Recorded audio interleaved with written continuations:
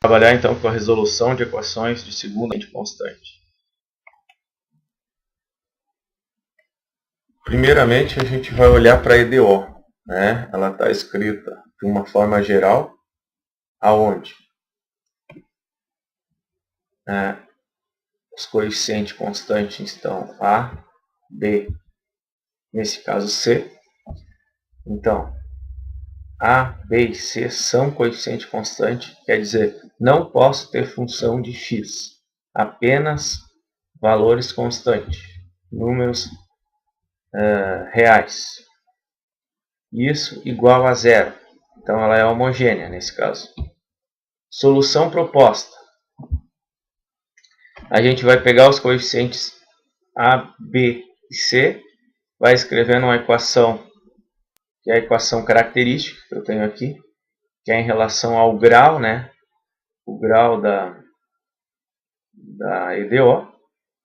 E aí a solução proposta é I, né, que é exponencial, o R vai significar raiz vezes x. E nesse caso eu teria então uma y de x. Então, como para qualquer valor, né, independente se a raiz for zero, qualquer valor de x, esse valor nunca vai ser zero, no máximo ele vai ser 1, né? E na zero é 1. Então, para isso ser zero, para isso dar essa igualdade aqui, eu preciso encontrar as raízes desse polinômio, que daí, nesse caso, com as raízes, encontrando as raízes do polinômio, isso aqui vai ser zero, multiplicado por isso vai ser igual a zero. Então, por isso que a gente chama essa equação de equação característica. Que seria a equação característica? Os coeficientes da EDO, coeficientes constantes A, B e C, e as respectivas variáveis, que nesse caso segue a ordem da equação diferencial.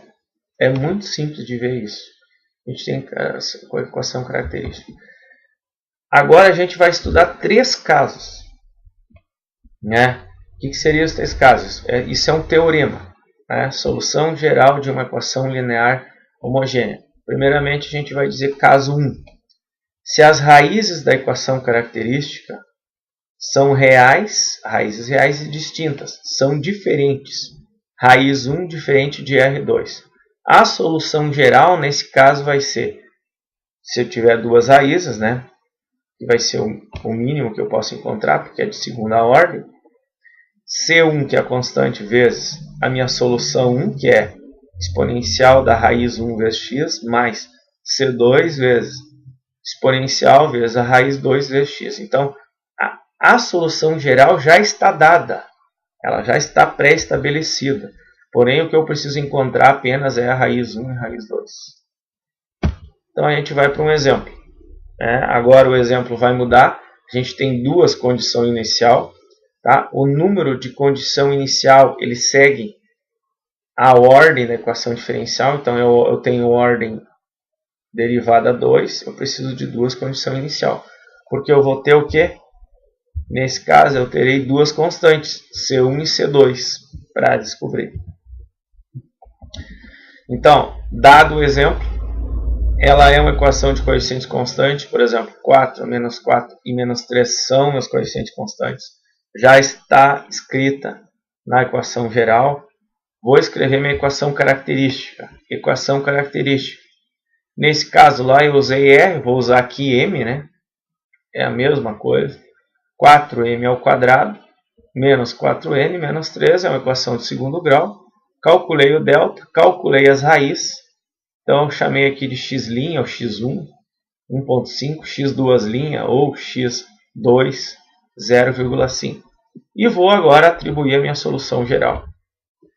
Já sei a solução, né? A solução estabelecida é C1. E aí preciso só substituir a raiz 1 e a raiz 2, que são x' e x2'.